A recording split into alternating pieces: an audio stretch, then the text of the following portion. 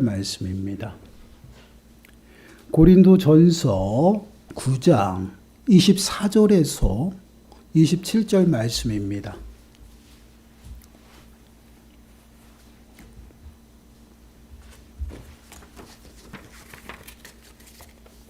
우리 한 목소리로 함께 읽겠습니다.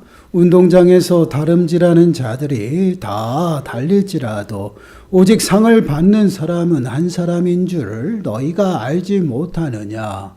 너희도 상을 받도록 이와 같이 다름질하라. 이기기를 다투는 자마다 모든 일에 절제하나니 그들은 썩을 승리자의 관을 얻고자 하며 우리는 썩지 아니할 것을 얻고자 하노라. 그러므로 나는 다름질하기를 향방 없는 것 같이 아니하고 싸우기를 허공을 치는 것 같이 아니하며 내가 내 몸을 쳐 복종하게 함은 내가 남에게 전파한 후에 자신이 도리어 버림을 당할까 두려워함이로다. 아멘. 사도 바울은 복음을 위해서 사도의 권리를 포기하고 또한 그리스도 안에서 누릴 수 있는 자유, 본인도 자유인이라고 이야기를 하죠. 고백해요. 그러나 그 자유를 절제해야 함을 분명하게 말씀을 하고 있습니다. 그 절제의 삶을 오늘 본문을 보시면 다름질하는 선수에 비유하여 말하고 있어요. 오늘 말씀을 통해서 성도가 이 땅에서 어떠한 모습으로 살아가야 하는지를 좀 깨닫는 시간들이 되시고 우리의 삶을 말씀으로 좀 살피는 시간들이 되시길 바랍니다. 그러므로 정말 하나님이 기뻐하시는 믿음으로 말미암아 살아가시고요. 마지막까지 믿음으로 다름질해서요. 하나님께서 우리를 위해서 예배하신 생명의 멸관을 얻는 저와 여러분들이 되시길 간절히 축원합니다. 24절 말씀을 보시면 이렇게 말씀을 하고 있죠. 운동장에서 다름질하는 자들이 다 달릴지라도 오직 상을 받는 사람은 한 사람인 줄을 너희가 알지 못하느냐. 너희도 상을 받도록 이와 같이 다름질하라. 운동장에서 다름질하는 자들이 다 달릴지라도 오직 상을 받는 사람은 한 사람이다. 그리고 너희도 상을 받도록 이와 같이 다름질하라. 너희가 이와 같이 다름질하라 라는 말씀은 곧 믿음의 삶을 살아가라 라는 말씀이죠. 사도 바울이 이제 자신의 절제된 그런 삶을 어떻게 살아가야 되는지를 지금 운동장에서 다름질하는 그러한 선수로 비유하여 말하고 있어요. 사도 바울이 지금 믿음의 삶을 다름질하는 자로 비유하고 있으면요. 그 당시에 이제 달리기 하는 그러한 경기가 굉장히 보편화됐고 일상이었기 때문에 그들이 다름질하는 선수에 관하여 잘 알고 있다라는 것입니다. 그 당시에 이제 운동 경기 중에서도요, 네 종류의 큰 경기가 있었습니다. 그런데 이제 그러한 경기들이 보통 어떻게 이루어지냐면, 달리기, 높이뛰기, 또한 이게 던지기, 씨름 이렇게 큰 굵직굵직한 경기들이 이루어져요. 그런데 그 이루어지는 모든 그 경기들이 무엇을 기리기 위한 것이냐? 그 지역에 우상들을 기리기 위한 그러한 수단으로 지금 그러한 경기를 하고 있었어요. 고린도 지역은 항구 도시입니다. 그렇기 때문에 그 물의 그 우상이네, 포세이돈. 그 포세이돈을 기리기 위한 경기들이 그 고린도 지역에는 가득했다라는 것이에요. 그래서 그들은 그 신전을 세우고 신전 안에서 모든 일상들이 다 이루어져요. 자신들의 이제 집안 행사들도 신전에서 했던 그러한 시대입니다. 그런 시대 가운데 살아가면서 모든 운동 경기도 우상에 관련된 것들이에요. 근데 이제 거기에 비유하고 있으면요, 그것을 이제 본받는 그러한 모습이 아니라 어떠한 모습이냐면 그들이 일상적으로 달리기에서 좋은 성적을 내서 부와 영광을 누리는 그러한 모습들을 이제 비유하고 있다라는 것이에요. 그만큼 이제 그 당시에 달리기라는 그 경기가 모든 삶의 일상이었기 때문에 그들이 선수로서 준비하고 선수로서 그 경기를 치르는 그런 모든 것들이 많은 사람들에게 다 드러나 있다라는 것이에요. 보통 그 선수들이 달리기 경기를 하기 위해서 준비하는 기간이 있어요. 그 당시에. 어느 정도 기간이냐면 10개월이라는 기간 동안 뼈를 깎고 땀을 흘리면서 노력해서 훈련합니다. 노력해서 그 경기를 치르기 위해서 10개월 동안 열심히 훈련해서 그 잠깐 경기에서 이제 성적을 내는 것이에요. 근데 그 성적을 내기 위해서 달리기 하는 선수들은 어떠한 삶을 살아가냐면요. 철저히 관리되어진다라는 것이에요. 어떻게 관리되어져요? 좋은 성적을 내기 위해서 반드시 먹는 것도 관리가 돼야 되죠. 그 다음에 일상적인 삶도 제약이 되어진다라는 거예요. 쉽게 말씀드리면 우리가 운동 경기 그 선수들을 보면요. 소속되어 있는 그 기관에서 훈련하는 것도 있지만 보통 이제 국가대표 선수로 이렇게 발탁이 되면요. 선수촌에 들어가잖아요. 그래서 그 선수촌에 들어가면 그때부터 철저한 관리가 들어갑니다. 그 관리 가운데서 본인이 자신의 관리를 제대로 못한 사람들은요. 나중에 문제가 생기고 선수로서의 수명도 짧아지고 성적도 못 내는 것을 보게 돼요. 이러한 모습과 같이요. 10개월 동안 열심히 훈련하고 열심히 관리해서 성적을 내던 그 모습이 바로 달리기 선수였다라는 것이에요. 이와 같이 믿음 생활도요. 관리가 필요하다는 것이에요. 절제되고 또한 관리하면서 성적을 내기 위해서 그 성적이 뭐예요? 주님이 오시는 데까지 믿음으로 끝까지 달리는 것이에요. 그래서 보시면 뭐래요? 운동자의 다름질하는 자들이 다 달릴 때도 오직 상을 받는 사람은 한 사람이다. 한 사람만 구원받느냐 그 이야기를 하는 것이 아니라 아직까지 우리들의 신앙 믿음 생활은요. 앞을 향해서 달려가야 되는 그러한 믿음의 삶의 모습이다라는 것이에요. 그 달려가는 그 삶이 언제까지? 주님이 오시는 데까지요. 그건 끝나지 않았어요. 우리들의 믿음의 삶은요. 그렇게 끊임없이 그 마지막 주님이 오시는 그때까지 달려가는 삶을 살아가야 되는데 어떠한 삶을 살아가냐. 운동선수가 좋은 성적을 내기 위해서 피나도록 준비하고 관리하는 그러한 모습과 같이 살아가야 된다라는 것이에요. 믿는 성도들이 믿음으로 말미암아 살아간다라는 것은 예수 그리스도를 믿고 구원받아서 그것으로 끝이 아니라 이제는 공인이 되어서 오늘 찬양 보니까 무명이면서도 유명하다라고 얘기하죠. 이게 무슨 뜻이에요? 주님 안에서 우리가 내세울 게 내 이름이 없어요. 그러나 제가 강조하자면 공인이에요. 그리스도인, 빛이 우리의 심령 가운데 임했어요. 그렇기 때문에 어둠 가운데 있는 자들에게는요, 우리들의 삶이 언제야? 늘 멀리 있어도 밝게 비치는 거예요. 그게 공인이에요. 그렇기 때문에 우리는 늘 영향력 있고 또한 절제된 그러한 모습으로 살아야 된다는 것이에요. 끊임없이 사도 바울이 강조하는 것이 무엇이에요? 내가 할 수 있으나 그리스도를 통해서 내가 자유인이 되었으나 지체를 위해서 다른 이웃을 위해서 그가 실족하면 내가 하지 않는 포기하는 절제예요. 그 절제의 삶을 끊임없이 살아감으로 구원에 이르는 모습이다라는 것이에요. 그래서 25절 말씀 보세요. 이기기를 다투는 자마다 모든 일에 절제하나니 그들은 썩을 승리자의 관을 얻고자 하되 우리는 썩지 아니할 것을 얻고자 하느니라. 우리가 끊임없이 달려가고 또 달려가는 그 삶 속에서 마지막 주님이 오시는 그때의 소망을 이룸으로 인해서 우리가 완전한 구원에 이르는 거죠. 그때까지는 어때요? 끊임없이 달려가야 되는 그 삶을 절제된 삶이라는 거죠.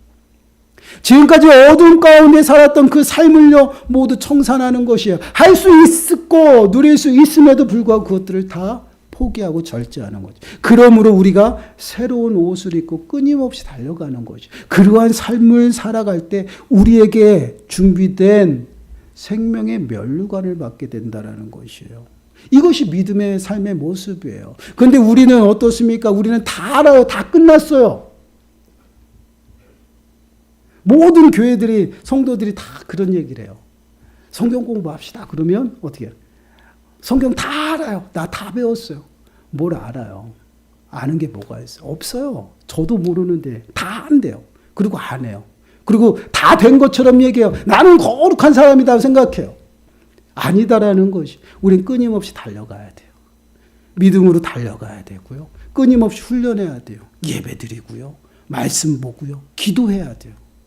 그러한 삶을 끊임없이 해 나갈 때 우리 안에 있는 모난 구석들 또한 날카로운 것들 끊임없이 어떻게 다듬어지는 거예요. 그러면서 성화되어져 가는 것이. 그래서 주님이 오시는 그때에 완전하게 구원에 이르는 것이에요. 영화로운 몸으로 부활하면서 그것이 구원에 이르는. 그때까지 우리는 미래지향적으로 달려가는 인생이다. 그래서 다름질하는 선수에다가 비유하는 것이에요. 그 삶의 모습은요, 할 수 있으면서도 절제해야 된다라는 것이에요. 끊임없이. 우리가 여성분들은 다이어트 많이 하시잖아요. 다이어트 관리하다가 포기하면 어때요? 안 돼요. 오히려 요요 현상이 일어나죠. 관리는 시작하는 순간부터 계속 이루어져야 돼요. 살이 빠졌다고 해서 끝난 것이 아니죠. 요요가 나타나요. 믿음 생활도 똑같아요. 예수 그리스도를 믿고 그것이 끝이 아니에요. 끊임없이 관리해야 돼요. 절제되고 늘 공인으로서 내 삶이 관리가 되어져야 된다. 어떻게 관리돼? 내가 거룩하니 너희도 거룩하라. 하나님의 자녀다운 모습으로 끊임없이 거룩한 삶을 살아가는 것이에요. 그리고 분명히 말씀을 하고 있습니다. 이기기를 다투는 자마다 모든 일에 절제한다라고 말씀을 하고 있죠. 절제의 삶이 필요해요. 이 절제는요, 우리 사람의 힘으로는 불가능해요. 절제가 되질 않아요. 그러나 성령이 임하여 성령을 통해서 행하고 순종하는 삶의 모습은요, 절제의 아름다운 열매들이 맺어진다라는 것이에요. 말에 있어서 절제해야 되고요. 행동에 있어서 절제해야 돼요. 내가 알아도 겸손해야 돼요. 내가 높은 권위를 가졌어도 낮아져야 돼요. 이게 절제예요. 근데 우리는 그렇지 못해요. 지금 고린도 교회에서도 이러한 문제들이 지금 문제가 되어 드러나고 있다라는 것이에요. 우리는 교회에 30년, 40년 다닌 그 계급이에요. 그리고 직분을 받으면 어느 때부터인가 그게 계급이 되었어요. 목사가 계급인 줄 알아요? 아니라는 거죠. 다 섬기는 자리에서 낮아져서 섬기는 것이에요. 그러한 모습이 아름다운 공동체를 이루어 나가는 것이에요. 그러나 질서를 세우시기 위해서 하는 일이 다 다르고 가르치는 자와 또한 섬기는 자가 다 달란트대로 모여서 하나가 되었다라는 것이에요. 그래서 사도 바울이 강조하잖아요. 고린도전서 8장 13절 말씀 보시면 그러므로 만일 음식이 내 형제를 실족하게 한다면 나는 영원히 고기를 먹지 아니하여 내 형제를 실족하지 않게 하리라. 절제요. 실족하다면 또한 복음을 방해하고 복음에 장애가 된다면 안 해야 돼요. 끊어야 되는 거예요. 이게 바로 성도들의 삶의 모습. 그래서 사도 바울은요, 믿음 생활을 향방 없이 하는 것이 아니다라는 표현을 명확하게 써요. 26절, 27절 말씀 보세요. 우리 다시 한번 읽어보겠습니다. 시작. 그러므로 나는 다름질하기를 향방 없는 것 같이 아니하고 싸우기를 허공을 치는 것 같이 아니하며 내가 내 몸을 쳐 복종하게 함은 내가 남에게 전파한 후에 자신이 도리어 버림을 당할까 두려워함이로다. 아멘. 자신이 어떻게 다름질하는데 향방 없이 하지 아니한다라고 말씀하고 있어요. 여러분, 달리기 하는 선수가 목적과 목표가 없이 달려간다라고 생각해 보세요. 그 사람은요, 좋은 성적이 나지도 않고요, 골인전까지 가지도 못해요. 이게 바로 달리기 선수들의 모습이죠. 그와 같이 믿음의 삶의 모습은요, 목적이 뚜렷해야 되고요, 방향이 뚜렷해야 되는 것이에요. 쉽게 말씀을 드리면 예배를 드릴 때 예배의 방향과 목적이 또 뚜렷해야 되는 것이에요. 명확해야 돼요. 기도할 때 목적과 목표가 뚜렷해야 돼요. 그리고 헌신할 때 목적과 목표가 뚜렷해야 된다는 것이에요. 모든 것이 목적이 있어요. 그 목적대로 우리가 행해야 되는데 그 목적이 무엇이냐? 바로 복음이라는 것이 예수 그리스도예요. 여러분, 빌립보서 3장 13절과 14절 말씀을 보시면 사도 바울은 이렇게 말을 하고 있죠. 읽어볼게요. 같이 시작.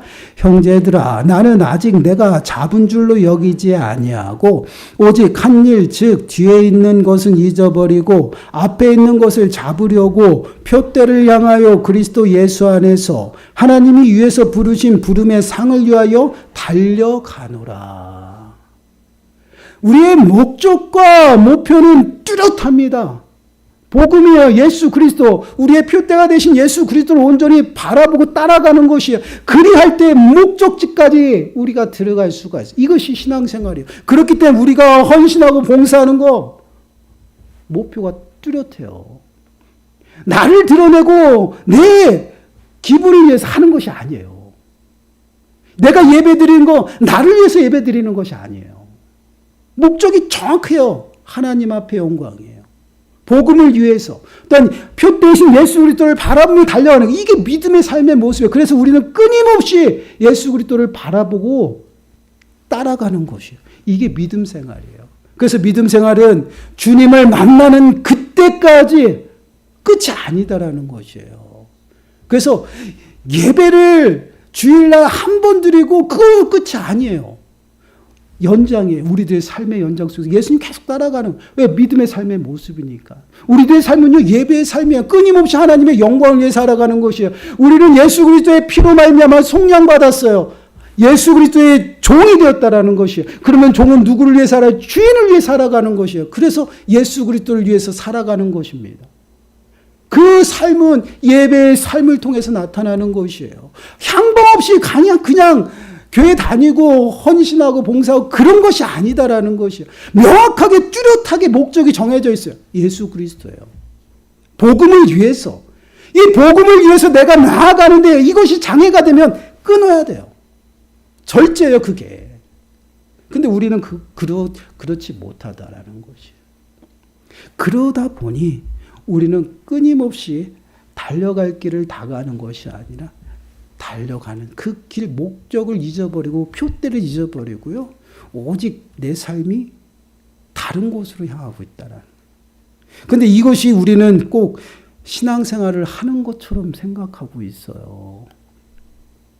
한번 우리가 좀 점검해 봐야 됩니다. 저는 이 자리에서 정말 죄송하지만 이 얘기를 안 하려고 했지만 그럼에도 불구하고 한번 할게요. 여러분들이 예배 드리고 교회에 오는 것은 목사를 위해서 오는 게 아니에요. 그렇죠. 만약 목사를 위해서 와야 된다면 오지 마세요. 저는 그렇게 말씀드리고 싶어요. 하나님 앞에 예배하러 오세요. 그리고 하나님 앞에 목적을 두고 오세요. 하나님을 만나는 시간. 매 순간순간 우리가 하나님을 만나고 하나님과 동행하지만 특별히 정해놓은 시간을 통해서 성도가 하나 되어 교제함으로 그 풍성한 하나님의 나라의 은혜를 체험하는 시간이 주일이에요. 그리고 예배 시간이에요. 그 예배를 통해서 하나님을 만나야죠. 그 소망을 가지고 나와야 되는. 봉사하는 것도 마찬가지예요. 하나님 나라를 위해서예요. 명확하게 목적을 잡으세요. 신앙생활은 목적과 또한 목표. 어떻게 보면 예수 믿으십시오. 구원 받습니다. 그러다 보니 구원이 목적이 되는 그 모습들이 나타나요. 구원이 당연히 목적이 될 수도 있죠. 그러나 근본적인 건 예수 그리스도예요. 복음이에요. 예수 그리스도가 목적이 돼야 되고 하나님 앞에 내가 거룩하고 흠없고 책망할 것이 없는 모습 나가기 위한 그것이 목적이 돼야 돼요. 그 길을 예수 그리스도로 하나님께서 내주신 것이에요. 그 삶을 우리가 자꾸만 목적을 잊어버리고 또한 목표를 잊어버리니까 끊임없이 다른 길을 향하고 있어요. 그러다 향방 없이 다닌다라는 거예요. 방황하고 있다라는 것이. 그러다 보니 신앙생활이 자꾸만 힘들어져요. 히브리서 12장 1절과 2절 말씀을 보시면요. 이렇게 말씀을 합니다. 이러므로 우리에게 구름같이 둘러싼 허다한 증인들이 있으니 모든 무거운 것과 얽매이기 쉬운 죄를 벗어버리고 인내로서 우리 앞에 당한 경주를 하며 믿음의 주여 또 온전케 하시는 인 예수를 바라보자. 그는 그 앞에 있는 기쁨을 위하여 십자가를 참으사 부끄러움을 개의치 아니하시더니 하나님 보좌 우편에 앉으셨느니라. 우리의 믿음의 주가 되신다. 우리에게 믿음을 주신 분도 예수 그리스도예요. 그 주인 되신 예수 그리스도를 온전히 바라보고 따라가는 이것이 우리의 신앙생활입니다. 사랑하는 여러분, 우리들의 삶을 좀 진단해 보세요. 사도 바울은요, 뭐라고 얘기합니까? 내가 아직까지 그것을 이루지 못했다라는 것이요. 아직까지 그것을 이루지 못하고 그것을 위해 따라가는 그러한 모습을 하고 있어요. 미래적인 거예요. 그렇다고 사도 바울이 구원의 확신이 없을까요? 아니에요.